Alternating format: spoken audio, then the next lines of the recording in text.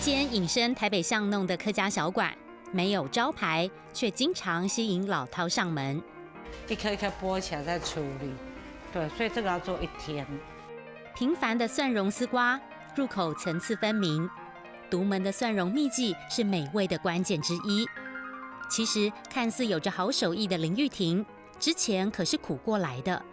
原本是餐厅老板的爸爸，之前中风倒下，餐厅一度歇业。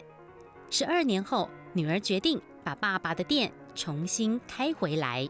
大多的意思，我尽量要我弟弟制作，可以啦。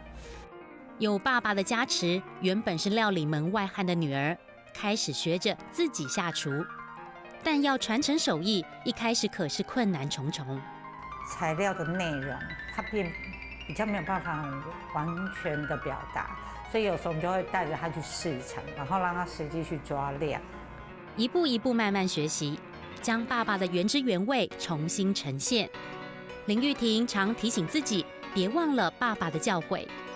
小时候爸爸都说莫干吃，因为什么都很好吃，什么都很好吃，但还得讲究健康。将偏咸的水晶芙蓉卷加以改良，就是希望带给大家美味又不失健康的料理。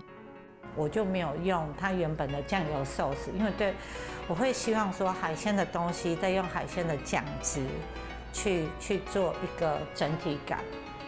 传承手艺，也开创自己的客家味。